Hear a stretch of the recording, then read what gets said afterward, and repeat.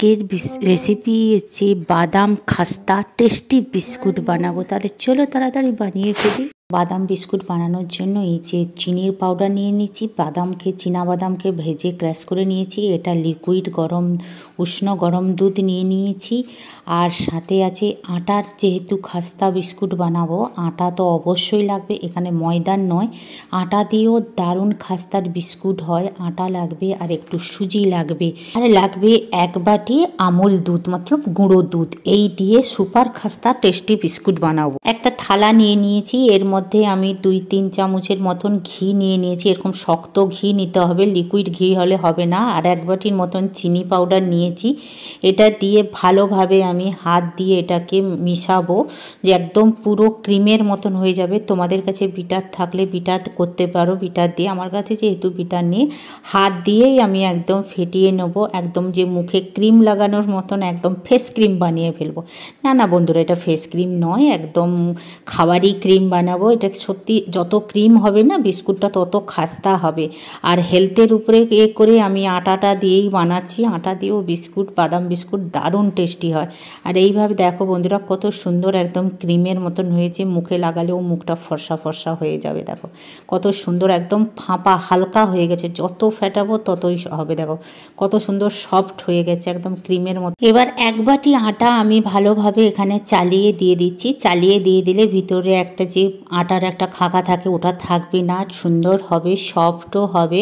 এবারে আটাটাকে চালিয়ে আমি সুন্দর করে নিলাম। এক বাটি আটাতে হাফ বাটি আমি সুজি নিয়েছি, মিহিদানার সুজি এর মধ্যে দিয়ে দিলাম। সুজি দিলে কি হবে, বিস্কুটটা আরও ক্রিস্পি হবে, মতলব মচমচ করবে। এরপরে আমি চিনির যে ক্রিমটা করেছিলাম, আটা আর সুজি ভালোভাবে এটাকে আমি মিশিয়ে নেব। তাহলে কিন্তু যত মেশাবো কিন্তু এটা খুব সফটও হবে আর মুচমুচে হবে। আর আটার বাদাম বিস্কুট খেতে কিন্তু বাজারের মতন টেস্টি হবে। নিজে বানাচ্ছেন তো যত্ন সহকারে বানাচ্ছেন, খেতে কিন্তু খুব ভালো হবে।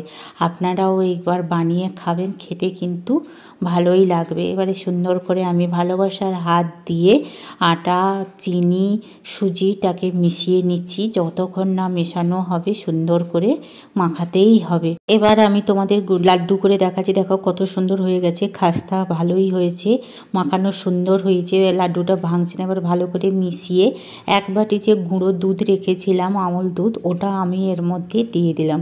দুধটা দিলে কি হয়, পুরো মিল্কির মতন লাগবে, টেস্ট আরও দ্বিগুণ বেড়ে যাবে। এরপরে দুধ দিয়ে ভালো করে এটাকে আবারও আমি সুন্দর করে মিশিয়ে নেব, যাতে সুন্দরভাবে দুধের পাউডারটা ভালোভাবে আমাদের এটার সাথে মিশিয়ে যায়। আটার যে ব্যাটারটা করে রেখেছি গুঁড়োটা, এটার মধ্যে সুন্দর করে এবারে আমাকে মিশিয়ে নিলাম। তোমরা দেখতে পাচ্ছ খুব যত্ন সহকারে এটাকে মেশাতে হবে। যত সুন্দর মেশাবে বিস্কিট তত খাস্তা হবে। এবার আরও সুন্দর করে তোমাদের মাখিয়ে দিলাম। এবারে যে আমি এক বাটি চীনা বাদাম ভেজে মিক্সিতে আমি আধা ভাঙা করে রেখেছিলাম, সেটা সবটা দিয়ে দিলাম। অল্প একটু রাখবো উপর থেকে দেওয়ার জন্য। এরপরে আরও আমি সুন্দর করে আটা, চিনি, সুজি এবং বাদামটাকে ভালোভাবে এর মধ্যে মিশিয়ে নিচ্ছি। বিস্কুটটা যা হবে না এমনিই খেতে ইচ্ছে করছে, দারুণ হচ্ছে, আর সুন্দর একটা ঘিয়ের গন্ধ বেরোচ্ছে।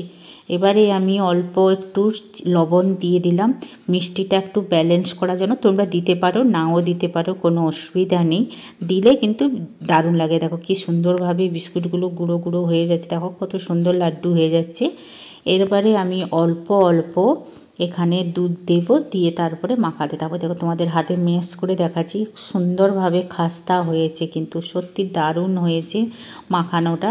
এবারে অল্প অল্প দুধ দিয়ে আমি এটাকে মাখিয়ে তারপরে তোমাদের সামনে দেখাচ্ছি যে কত সুন্দর। বেশি নরম করা যাবে না, একসঙ্গে দুধ এখানে ঢালতে পারবো না, অল্প অল্প করে দুধের ছেটা দিয়ে এটাকে মাখাতে হবে।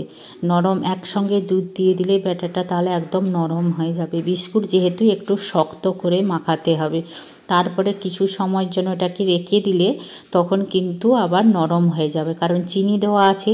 সেটা যখন দুধ পড়বে তাহলে তখন মেল্ট হতে শুরু করবে, তাহলে একসঙ্গে দুধ দিয়ে দিলে তাহলে ব্যাটারটা একদম নরম হয়ে যাবে। দেখো কত সুন্দর গোটলা হয়ে গেছে। এবারে আমি এরকম করে লাড্ডু করে বানিয়ে আধা ঘন্টার মতন চাপা দিয়ে বা 10-15 মিনিটের মতন চাপা দিয়ে রেখে দেব। তারপরে তোমাদের সামনে ফিরে এসে দেখাচ্ছি যে ব্যাটারটা আরও কত সুন্দর হয়েছে। আমি 15-20 মিনিট পরে ফিরে এসে তোমাদের দেখাচ্ছি। দেখো কত সুন্দর একদম জবজব হয়ে গেছে, আরও সফট হয়ে গেছে। এবারে হাতের সাহায্যে আমি আবারও একটু ম্যাশ করে নিচ্ছি, তাহলে কিন্তু ভালোভাবে যে চিনিটা থেকে রস বেরিয়েছে সেটা আরও সুন্দর হয়ে যাবে। ঘি আছে। এবারে তোমাদের একটু নাড়ু করে দেখাচ্ছি যে দেখো কত সুন্দর হয়েছে। এবারে গোল গোল করে হাতের সাহায্যে এটাকে চাপ দিয়ে বিস্কুটের আকারে আমি দিয়ে দেবো। একে একে করে সব বিস্কুটগুলো বানিয়ে নেব। আর ওদিকে আমি গ্যাসের মধ্যে কড়াইতে লবণ দিয়ে প্রিহিট করতে বসিয়ে দিয়েছি। একটা বিস্কুটের রেডি হয়ে গেছে, আরও একটা বিস্কুট তোমাদের বানিয়ে দেখিয়ে দিচ্ছি। একে একে সমস্ত বিস্কুটগুলো বানিয়ে তারপরে তোমাদের সামনে ফিরে আসছি। সমস্ত বিস্কুট হয়ে গেছে। একটা থালাতে আমি তেল দিয়ে একটু আটা ছিটকে দিয়েছি। আটা তোমরা দিতে পারো, না দিতে পারো, বিস্কুটে তাহলে নিচটা খুব সুন্দর একটা কালার আসবে।